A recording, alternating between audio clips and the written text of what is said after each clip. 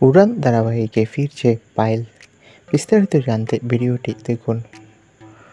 সম্প্রতি টিআরপি তালিকায় ফলাফলের উপর নির্ভর করছে ধারাবাহিকগুলোর ভবিষ্যৎ।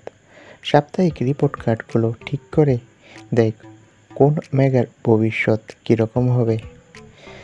ধারাবাহিক হিট নাকি পতনশীল তাও নির্ধারিত হয় এই তালিকা মারফত। তাই প্রায়শ লেগেই রয়েছে বিভিন্ন ধারাবাহিকের আনাগোনা।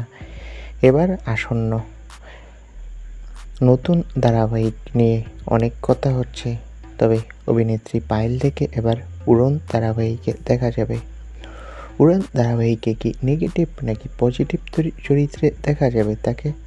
অভিনেত্রী বলেছেন, আগে আমি ধারাবাহিকে ফিরি, তারপর আপনারা চরিত্রটি দেখবেন কেমন হবে।